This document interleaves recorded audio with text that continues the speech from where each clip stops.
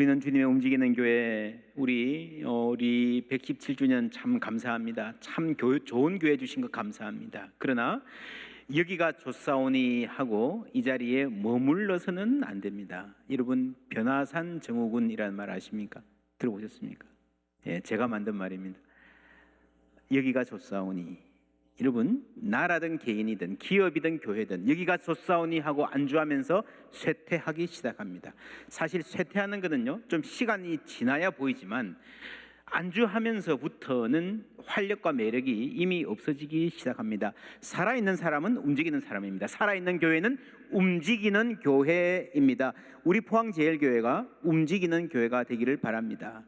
어디로 움직일까? 목표가 있어야 됩니다. 목표 없이 움직이면 방황하는 교회밖에 안 됩니다. 오늘 물된 동산에 회복은 회기가 아니다 라는 글을 제가 실었습니다. 우리가 코로나 이제 끝나가면서 회복이란 말을 많이 쓰는데, 제가 목사님들 만나서도 뭘 회복합니까? 교회 모이는 성도 숫자를 회복합니까? 예전에 밥 맛있게 먹었는데 또 밥을 먹어야 회복되는 겁니까? 우리가 어떤 회복을 꿈꾸고 움직여야 할까요? 성경은 처음부터 끝까지 회복의 이야기로 가득 차 있습니다. 예수님 부활하신 다음에 성천하시기 직전에 제자들이 물었습니다. 이스라엘 나라의 회복에 대해서. 그런데 그 회복은 주님께 맡기라, 하나님께 맡기라. 그러면서부터 그 뒤로 이 회복이 진짜 무엇인가 하는 것들이 아주 놀라운 속도로 펼쳐집니다. 아름답게 펼쳐집니다. 회복이 뭔지를 배워가는 그런 비전을 가져가는 게 사도행전이라 볼 수 있습니다. 그들이 그냥 고작해야 처음에 회복할 때는요, 과거의 어느 때입니다. 특별히 다윗 왕 때의 영광을 회복하면 좋겠다. 근데 여러분, 다윗 왕 때도 완벽한 때가 아니었거든요. 하나님의 회복은 다윗 왕 때로 돌아가는 게 아닙니다. 우리도 마찬가지입니다. 코로나 이전으로 돌아가는 게 회복이 아니에요. 이들이 새로운 회복을 꿈꾸게 된 것은 성령 강림 때문이었습니다. 사도행전 2장 17절 18절 함께 읽습니다. 하나님이 말씀하시기를 말세에 내가 내 영을 모든 육체에 부어주리니 너희의 자녀들은 예언할 것이요 너희의 젊은이들은 환상을 보고 너희의 늙은이들은 꿈을 꾸리라. 그때 내가 내 영을 내 남종과 여종들에게 부어주리니 그들이 예언할 것이요. 아멘. 여러분, 꿈을 꿀 것이다, 환상을 볼 것이다, 예언할 것이다, 다 같은 말입니다. 이전에 하지 못했던 생각을 하고 이전에 꾸지 못했던 미래에 대한 꿈, 상상력을 갖게 될 것이라는 말입니다. 여러분, 하나님을 믿는 믿음이 있으면 하나님은 크고 새로우신 분이시기 때문에 우리의 생각이 바뀌게 됩니다. 기존에 전혀 하지 못했던 다른 생각을 할 수 있게 되는 거예요. 그 한 예가 오늘 본문에 나옵니다. 그런즉 우리도 그의 치욕을 짊어지고 영문 밖으로 그에게 나아가자. 한마디 한마디가 참 소중한 말입니다. 무슨 말입니까? 11절 12절 함께 읽습니다.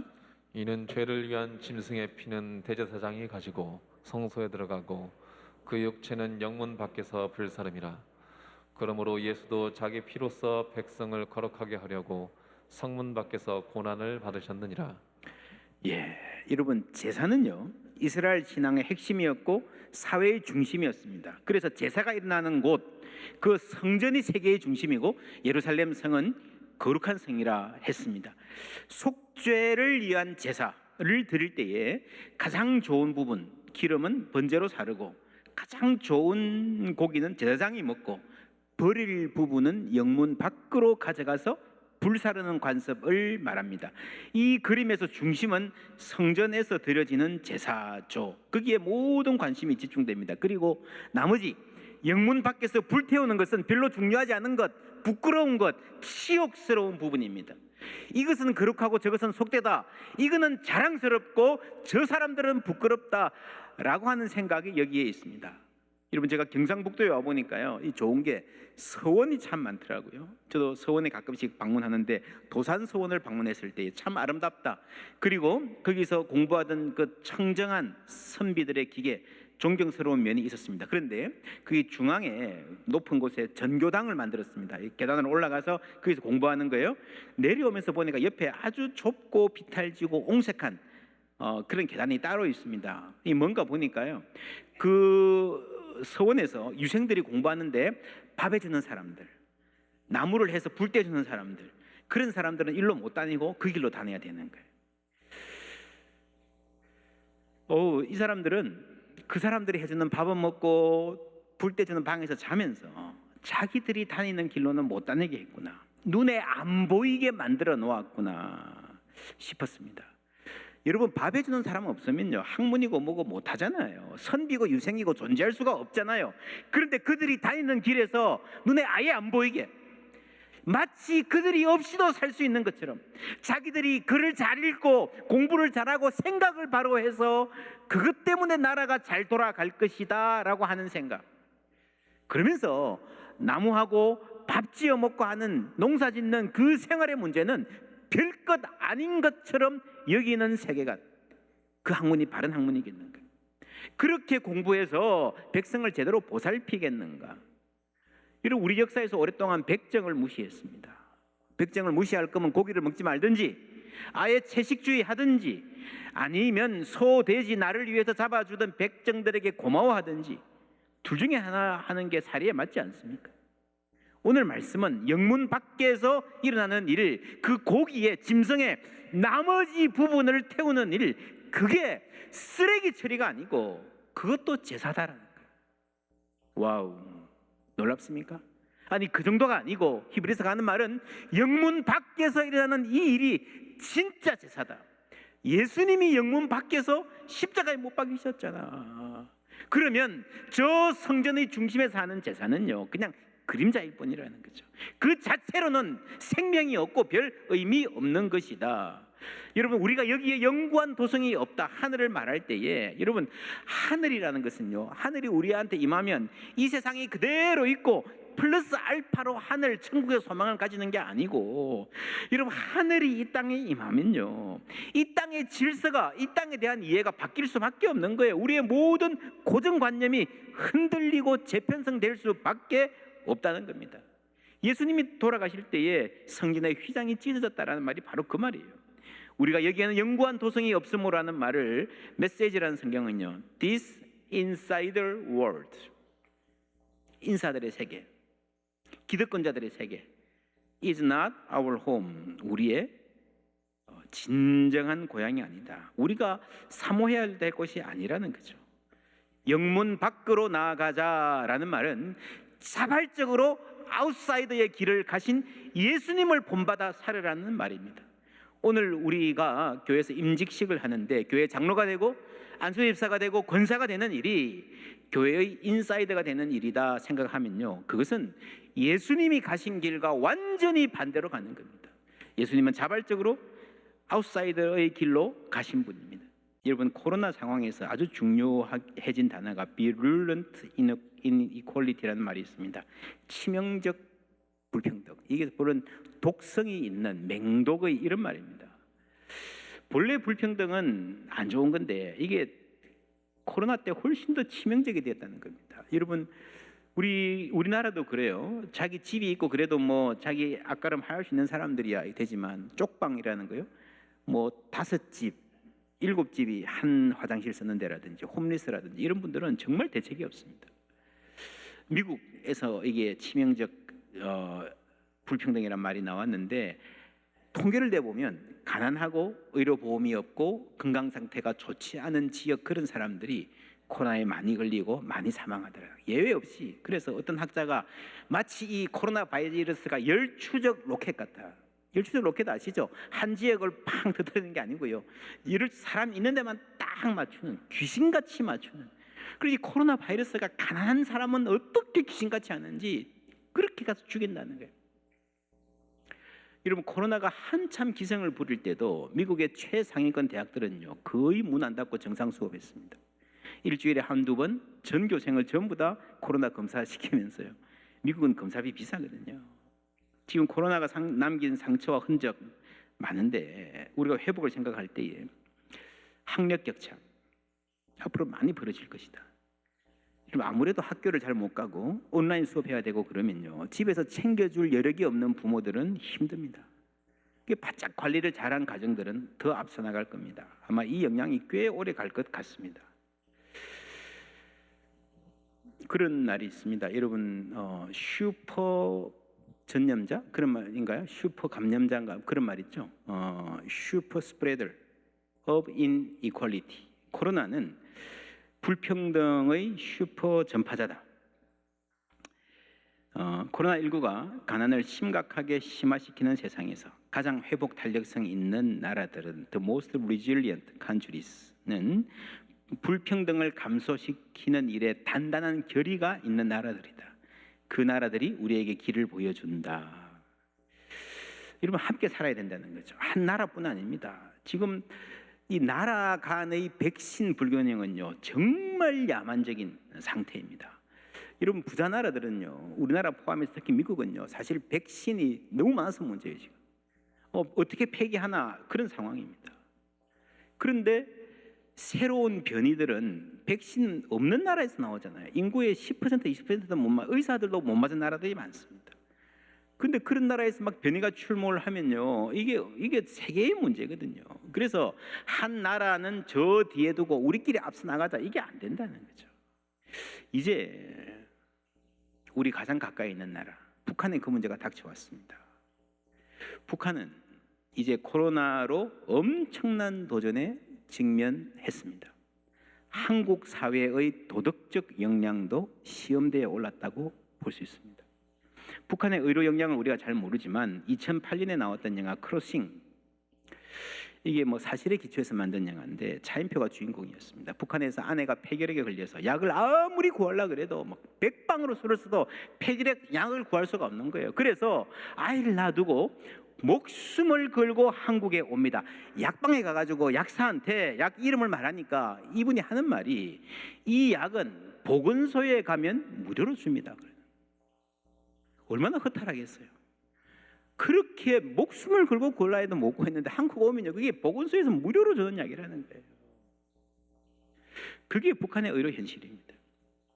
한국은 그때보다 훨씬 더 발전했어요. 지금 코로나 검사도 무료, 백신도 무료, 치료약, 그 비싼 치료약도 무료로 주는 나라가 되었습니다. 이 면에서 세계에서 가장 좋은 나라예요. 그런데 이 면에서 세계에서 최악에 해당하는 나라가 우리 동족이라는 겁니다.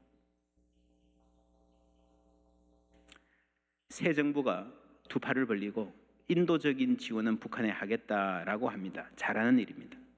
함께 기도해야 될 일입니다. 그리고 우리 사회 내에서도 불평등을 줄이는 방향으로 가야 됩니다. 그래서 모두가 함께 잘 살 수 있는 나라를 위한 상상력, 어디서 나올까요? 우리 10절 말씀 함께 읽습니다. 우리에게 제단이 있는데 장막에서 섬기는 자들은 그 제단에서 먹을 권한이 없나니. 예. 장막에서 섬기는 자들은 예루살렘 성전의 핵심, 당시 특권층인 제사장들을 말하는 겁니다.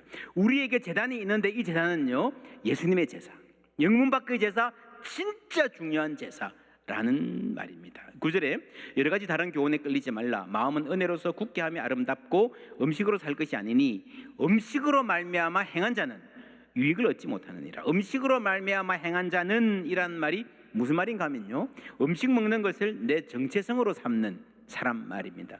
여러분, 지난 주일에 나는 누구의 아버지야, 나는 누구의 엄마야, 자녀를 내 정체성의 기반으로 삼지 말라 그랬잖아요. 성경시대에는 많은 사람들이, 유대인들이 음식 규례를 지키는 것에 목숨을 걸었고 그것을 자신의 정체성으로 삼았습니다. 나는 음식, 정결한 음식만 가려 먹는 사람이야, 나는 손 잘 씻는 사람이야. 그거 좋아요. 근데 그게 내 삶의 기둥이 되니까, 그게 내 자랑이 되니까 문제인 겁니다. 나는 이방인, 세리들, 저런 사람들과 어울리고 밥 먹거나 하지 않는 사람이야 라는 것이, 그게 정체성이 되면 안 된다라는 겁니다. 여러분, 이게 정체성, 정치라는 말도 있어요. 복잡한 말이지만 간단하게 말하면 좋은 일을 하는데 자기들끼리 똘똘 뭉쳐가지고 우리는 이런 사람이야 그러면서 자기들만의 의를 쌓아가는 걸 정체성 정치라고 그럽니다. 거기서 차별과 배제가 시작되는 거예요. 여러분, 차별은요, 특히 종교에서의 차별은요, 그 종교가 현실을 변화시킬 수 있는 능력이 없음을 사인하는 것입니다. 여러분, 예수님이 계실 때 많은 사람들이, 대부분 사람들은 나병 환자 가까이 오지 마라 그랬습니다. 오지 마, 저리 가. 예수님은 만졌습니다. 품었습니다. 그리고 치유해 주셨습니다. 전능하신 하나님이시기 때문에 나병을 품을 수 있는 거예요. 새 사람 만들 수 있는 거예요. 이 본래 제사는요, 의인을 위한 게 아니라 제사도 죄인을 품기 위한 제도입니다. 이게 속죄 제사잖아요. 그런데 제사를 지내는 사람들이 너는 안 돼, 너는 저리가 오지 마, 우리가 더럽혀져, 그걸 자꾸 잘라낸다는 것은요, 그 안에 죄인을 품을 아량이 없다는 것뿐 아니라 변화시킬 능력이 없다는 것을 스스로 자인하는 겁니다. 오늘 말씀에 우리에게 제단이 있으니, 이 말은요, 진짜 제단은 죄인을 구원하는 능력, 생명을 살리는 능력이 있는 제단이라는 말입니다. 율법의 규정들을 그런대로 지켜내고 나는 도덕적인 사람이야, 자부심을 가지면서 폼 잡을 수 있는 사람들이 아니라 나는 죄인입니다, 눈물 흘리며 회개할 수밖에 없는 그런 사람들을 용서하시고 회복시키시고 새 사람 되게 만드는 능력이 있는 제단, 우리에게 제단이 있으니, 그 말입니다. 우리가 어떻게 오늘 이 말씀을 해석해야 되겠습니까? 받아들여야 되겠습니까? 우리에게 교회가 있으니, 할렐루야. 그 능력이 교회 안에 있어야 되는 거예요. 무너진 가정을 회복시키고 젊은이들이 새로운 꿈을 꾸게 하는 교회입니다. 여러분, 그것이 하나님이 원하시는 회복이잖아요. 그 회복을 실감나게 하는 게 교회입니다. 어르신들이 내 인생 좋은 날 이제 다 갔다, 그게 아니라 지금이 내 인생 황금기야. 여러분, 그런 능력은요, 세상에는 없습니다. 오직 예수님께만 있는 줄 믿습니다. 서로를 환영하고 약한 자를 불쌍히 여기고 강한 자를 바르고 너그럽게 만들고 힘 있는 자를 겸손하게 하고, 그래서 함께 사는 사회를 만들어 가는 것입니다. 우리에게 제단이 있으니 라는 말은요, 저 제사장들은 아무 능력이 없다는 거예요. 생명을 살릴 능력이 없다는 거예요. 고사케야 그 시스템을 유지만 하겠지, 저 자칭 인사이더들에게 세상을 맡겨놓을 수 없다. 우리에게 제단이 있으니, 우리에게 교회가 있으니라고 말할 수 있어야 된다. 여러분, 우리가 회복을 말할 때 그것은요, 교회의 회복이 아닙니다. 교회의 회복이 아니고 하나님이 꿈꾸시는 것은 이 세상을 회복하시고 치유하시는 것인 줄 믿습니다. 우리가 이곳에 섰으니 이 땅을 치유하소서. 오늘 찬양대가 찬양해 주신 대로 바로 그 말입니다. 13절 다시 읽으면요, 그런즉 우리도 그의 치욕을 짊어지고 영문 밖으로 그에게 나아가자. 예수님이 뭘 짊어지고 영문 밖으로 가셨습니까? 십자가인데 히브리서는 치욕을 짊어졌단 말입니다. 이 치욕 이러면 무슨 단어가 떠오릅니까? 부끄러움, 자괴감, 패배의식, 열등감, 냉소, 죄의식, 비교의식. 이 모든 것이 치욕에 포함되어 있거나 다 연결되어 있습니다. 여러분, 무엇이 치욕입니까? 무엇이 부끄럽습니까? 가난한 게 치욕입니까? 공부 많이 못한 게 치욕입니까? 집안에 변변한 사람 하나 없는 게 치욕이고, 결혼 못하고 있는 것도 치욕이고, 결혼했는데 배우자가 잘나지 못한 것에 부끄럽고, 결혼에 실패한 것도 치욕이고, 결혼을 했는데 자녀를 못 가지고 있는 것도 부끄럽고, 자녀를 낳았는데 남들처럼 번듯하게 잘 나가지 못하는 것도 부끄럽고, 자녀가 성공했는데 부모를 잘 찾아오지 않는 것도 부끄러워요.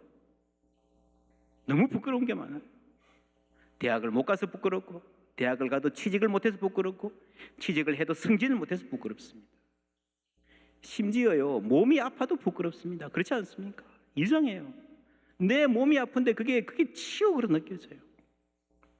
그래서 많은 사람들이 죽도록 아파도요, 그 아픈 것보다 그 치욕과 부끄러움, 열등감, 실패감이 훨씬 더 아픈 거예요.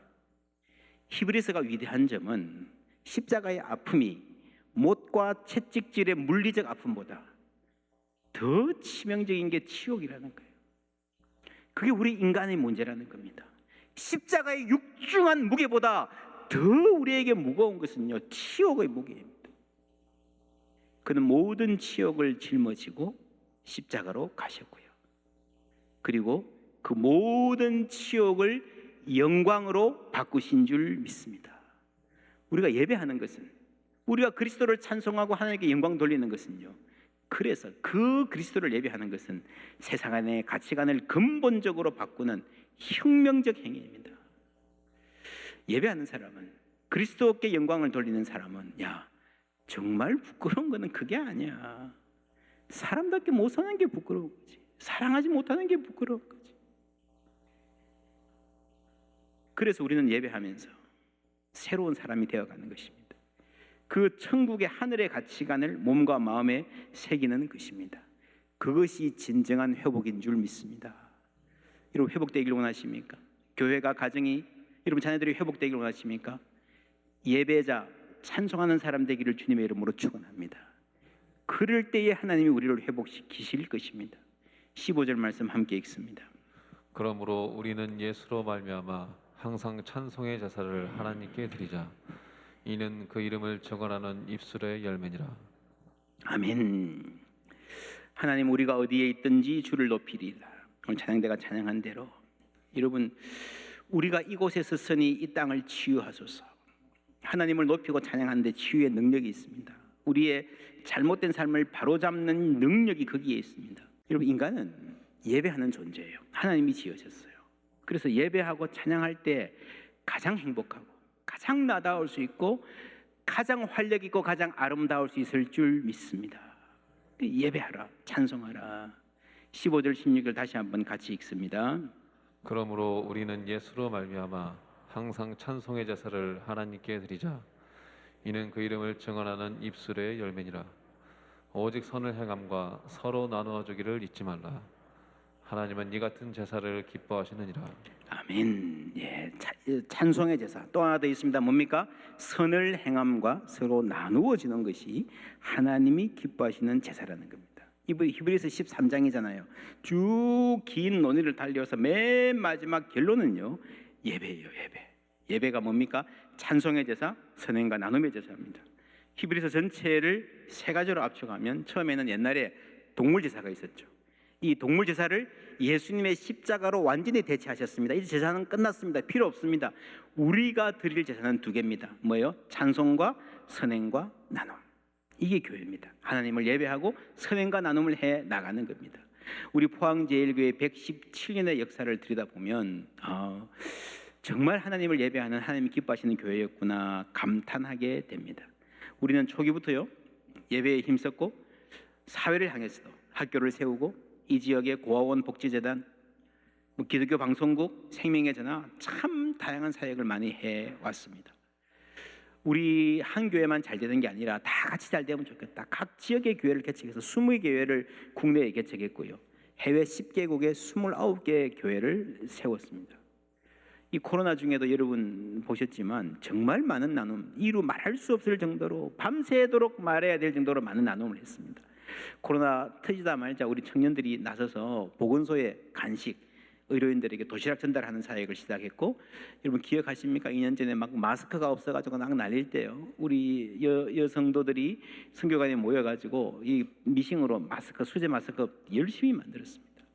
학교 식당이 문을 닫으니까 학생들이 학교 안 오니까요 다들 집에서 밥 먹는데 외국인 학생들은 갈 데가 없잖아요. 밥 먹을 수가 없잖아요. 학교 식당이 안 하는데. 그래서 우리 국제부에서 밥을 해서 또 가져다 주기도 하고 반찬도 전달하고 교회들이 이제 온라인 예배를 해야 되는데 우리야 뭐 잘하지만 온라인 송출 전혀 안 된 교회들이 많았습니다. 우리 교회에서 직접 다 광고해서 원하는 교회를 다 찾아갔습니다. 찾아가 다른 교회들도 온라인 예배 할 수 있도록 직접 다 조절해 주고요.